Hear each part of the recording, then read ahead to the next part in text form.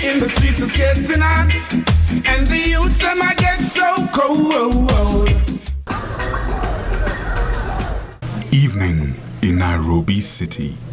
This is napiga nyingine tena inasema ni uchungu uhisi maisha siku hizi sola hisi wale juu hawatupi na nafasi mwendo wao ni wakasi kukuruka kaza farasi vitongoji wasiwasi kumejaa na mapolisi.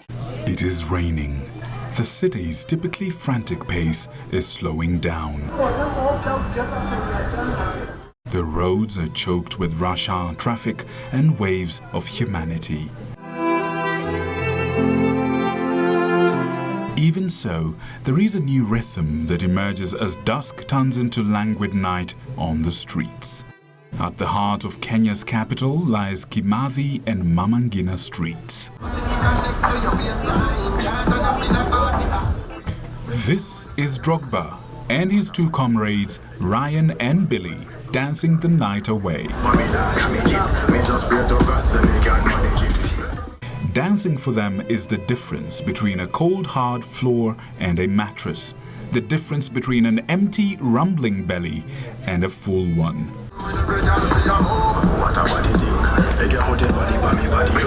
Na mimi si udance huku kutao na ikru yangu. Tukidance tunaweka box tini, tukipata kenye mtu anatuchangia tunashukuru, alafu tunaenda tunalipakeja na tunapata kukura bado hapa tu kwa street. They have lived on the streets since they were barely in their teens, exposed to the vagaries of weather and the darker side of human nature.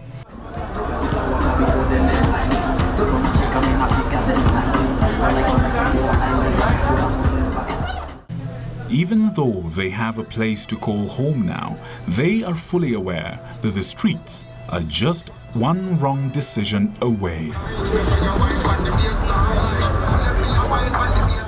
And nobody knows that better than Laban, or LNN, who by his own estimation is a 15-year veteran of the concrete jungle of Nairobi. Mara ya kwanza ama siku ya kwanza yangu yenye niliingianga town, siku ingia si mimi nilijifikisha, yani sikuwa najua huku, so nililetwa na masafara wengine.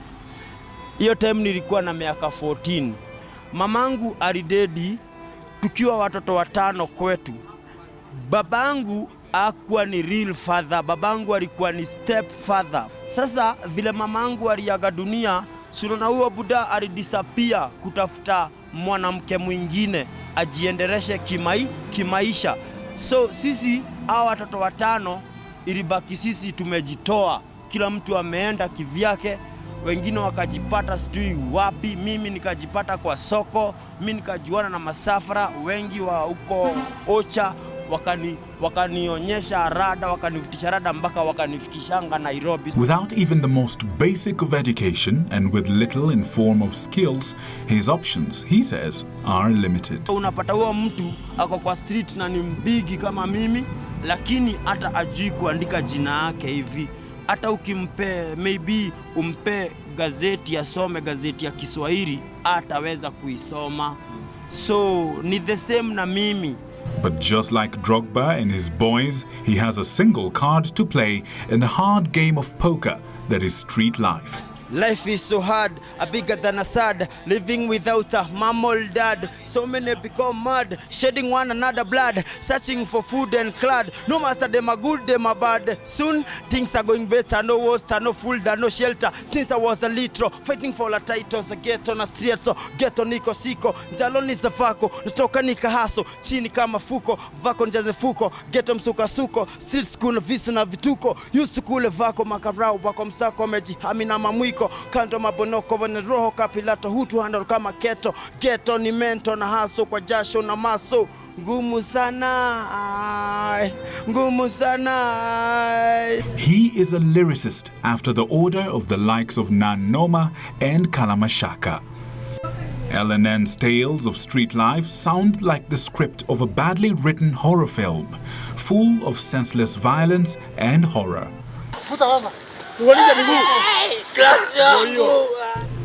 Night ambushes by overzealous city council askaris, pouncing on unsuspecting street urchins. Dazed, drugged, sleepy and confused, their attempts at escape are futile.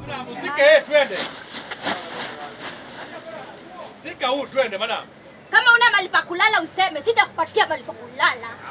Nitalala na wewe leo. Kwenda! Na unipatie Yo, chukua. LNN is candid about the rampant drug use on the streets. He feels it's almost necessary. Hii kitu yenye unapata tunatumia si kupenda kwetu, ni kukosa uwezo, kukosa namna, kukosa nguvu, kukosa uwezo, kukosa yani matumaini ya maisha, mpaka unaona unless nivute bangi ndio nisahau hii nijipate nitoe stress. Mi hutumia sigara, mi hutumia bangi, na nikienda kuna slamu iko na huko Mokuru, nikienda na huko ama jeshi kinichocha, saa zingine tumepima machuma, tumepima machupa, wanadai twende sijui movie huko, utapata tukitumia drugs kama MC pia hiyo ni rahisi ya 30 bob ama ya 20 bob, hiyo utapata ni rahisi sana, unavuta hiyo na kitambaa kwa masaa kadhaa, so utakuwa haire, hata utajisahau, utasahau shida zako zote. This cycle of tribulations, well told by Peter Mweke, or Mweke Msanii as is fondly known, a reformed street boy. Sometimes unaweza pata hata street anapigwa tu, anauawa bure. Sometimes unapata watoi wa street walikuwa wamelala, askari wanakuja tu, wamekuja wameanza kuwapiga. Hiyo kuwapiga unapata mtoi alidai. Kama kuna time nilikuwa na hiyo kesi, mtoi amekufa, mtoi alipigwa rungu akakufa na askari. Kuna vitu tu mingi tu yani unaziona tu hapo kwa street, unashangaa. Unaona saa zingine mpaka watu wako smart ndio wanauzia glue. Sasa unaona vitu kama hizo, yani kuna vile tu zinakuumiza tu. Drogba agrees. But for him and his fellow dancers, a crucial crossroads moment presented itself with a life-changing opportunity. A choice between dance or getting high. Ukidance na unatumia drugs, unahema sana, inatuma uheme na unapata hata saa zingine una nguvu, hata unaweza faint. Ukidance sana unaweza faint. Sasa venye unatumia drugs na una dance haiwezi pelekana, bado inakuchanganya akili, unaona, inakuchocha mbaya. Not many get that same opportunity. Theirs is a thin line between a relapse to street life and destiny. After winding up their dancing session on the streets, they tag us along as they head to Majengo slums. Each member of the group has similar stories. Mwenye alikuwa mamangu ambaye ni baba kambo. Alikuwa ananitesa nini. Sasa siku moja kwenda kunipiga. Sasa na mimi nikageuka nikamwambia wewe si babangu, huwezi nifanya kitu. Ndio tukagombana sana, ndio nikatoka tu. Nilipigaga na akademeoza. Nikakuja huko. Mamangu sasa siku hiyo kaniambia nataka kwenda home. Sasa siku hiyo nilikuja kulala hapa, kisha kufika huko siku mkuta. Nilipata ashaenda home. Ushago. Kufika Ushago. Nikauliza. Nikapiga simu nikauliza kwani mmeniacha? Kaniambia mimi niteremke na fe. Nichukua panchi nikateremka kufika Ushago. Kaambia sasa mimi nimefika. Mzazi akaniongelesha.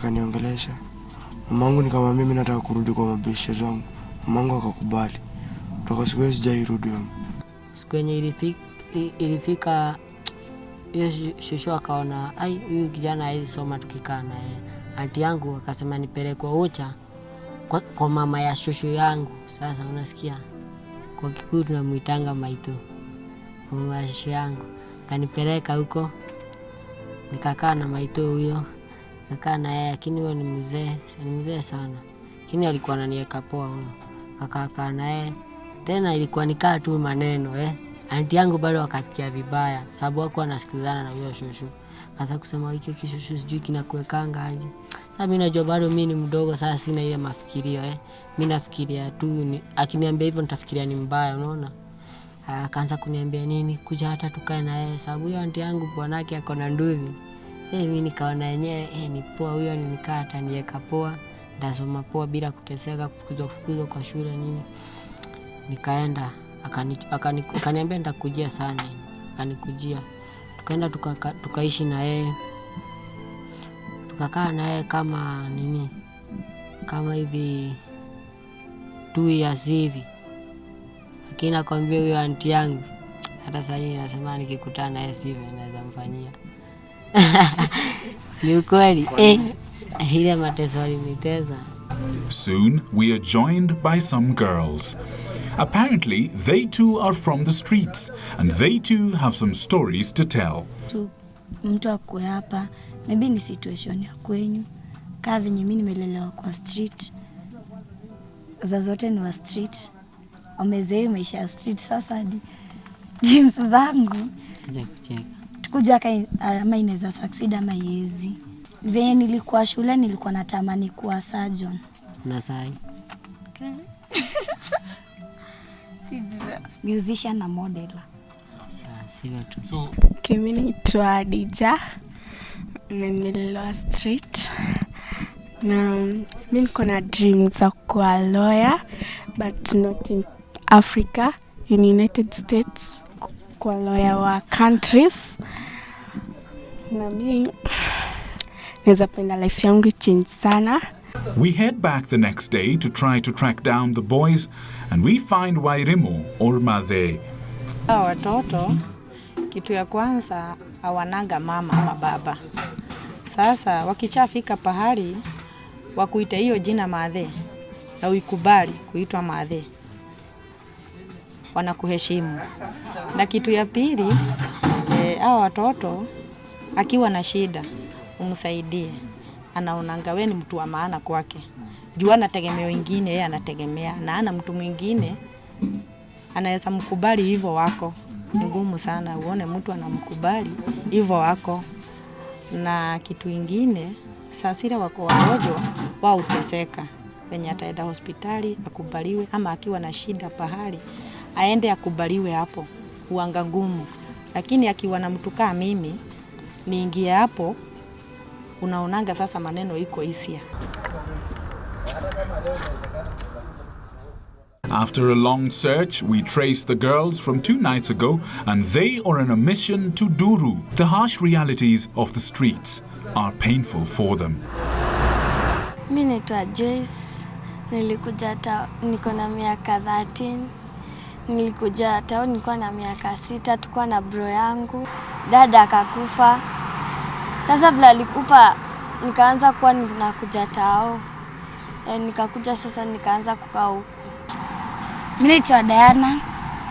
Nimelelewa huku kwa street. Baadhi sikupenda kwetu. Mamangu amezoea hii maisha ya street. Sometimes tunakuja tukilala huku boys tunajua kuna wenye wanatusumbua. Naitwa Asha. Kwetu Mombasa. I am 20 years. Like kutoka kwetu ni sababu ya mother. Unajua issue kuhusu hiyo nyumba. Like mimi ni wa baba wa kambo. Tuko watoto 4, wasichana 3 na kijana mmoja. I am the first born. I am niko form 2. Like, maisha yangu nikitaka boy tunaenda naye tuna sleep naye ananipedo, like tuna share. Yeah. Ndio life napitia. Saa zingine kuna wengine wetu waujiuza na bado si ni wadogo, ndio at least wa survive. Kama mimi Shara, mimi naweza saa zingine kama saa zingine umekosa kula mchana mzima, so umepata ume na kupapa, itabidi tu umeenda tu na yako pio pesa. Wanatutumia. Mzee mkubwa mwenye yako na kitambi akakuza. Akatuambia tu punch hivyo hivyo. Sasa sisi tukamwambia usitupeleke pale pa kulala. Sisi ndo tunakupeleka pale tutalala nawe. Kampeleka kwa marori. Sasa ili ikuwe serious, ule Aisha akavua trouser akakojoa hapo. Mimi nikatumia akili nikamwambia, "Ndio wazo wengine wanafanyanga hivyo wakienda, nipe pesa kwanza mimi nishike." Akasema tukiepa, sasa tumemdanganya hatuwezi yepa. Hapo ni kutumia akili. Wamemdanganya kila kitu. Akiingia box akupewa pesa, wewe unatoka mbio. Hata kushika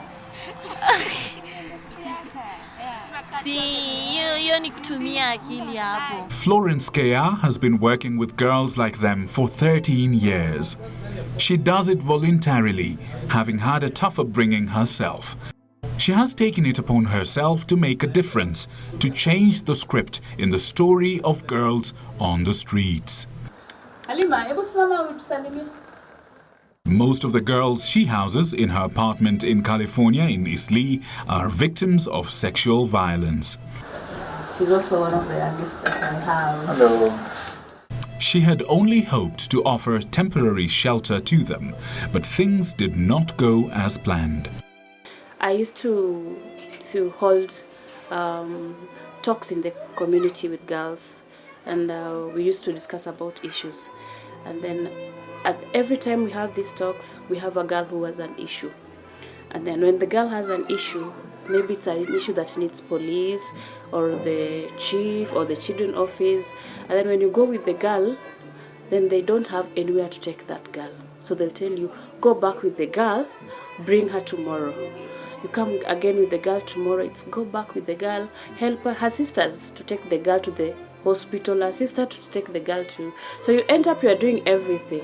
Now, you know, you've gone to the authorities that is supposed to help, and they don't. So you end up having this girl. So I ended up taking girls in my own house, because that's the only thing now I could do, so that we can share our own, we can share my food, we can share my clothing, we could share everything that I had.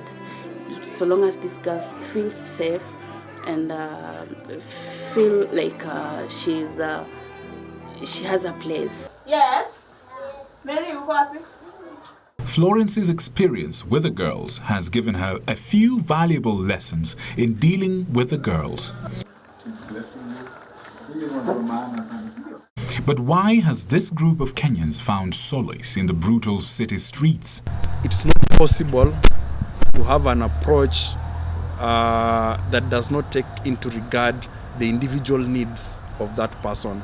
You must be able to establish what their problems are, and in most cases there will be several problems. We'll have to make a list of what the problems of this individual are and prioritize them. Yeah, what can we meet right now? What may we meet later?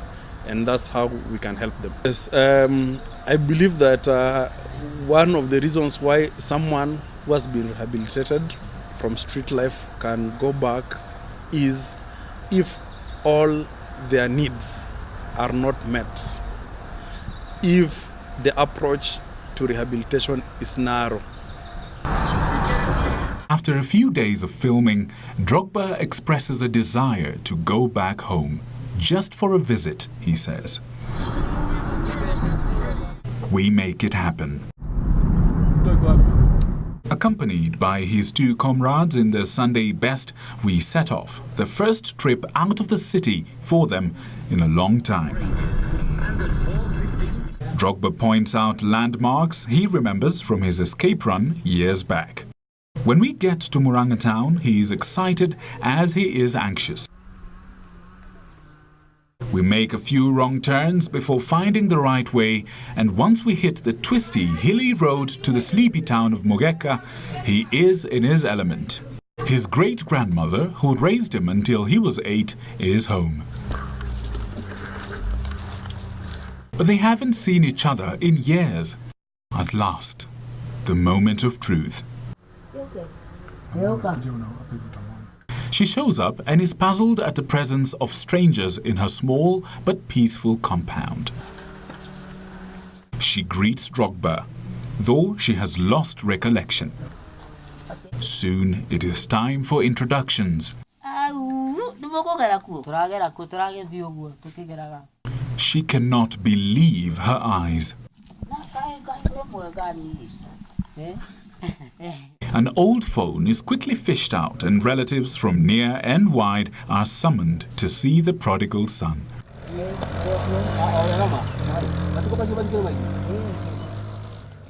To an amazed aunt and uncle, the boys decide to showcase their dancing skills.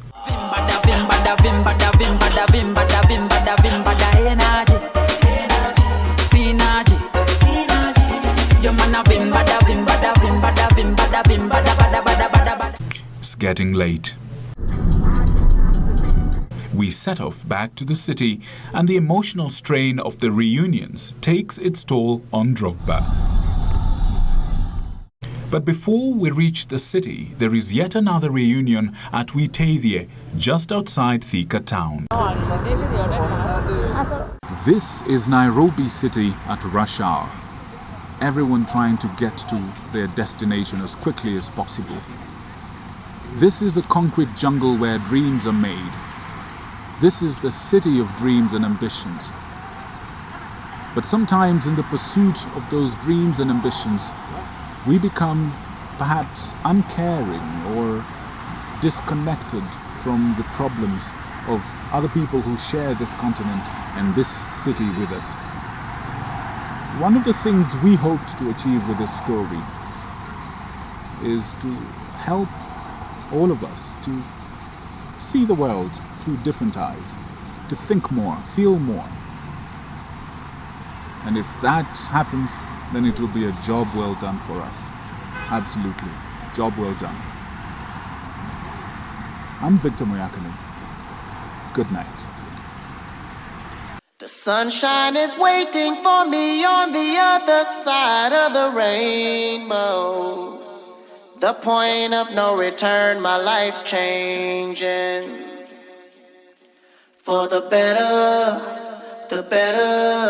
for the better.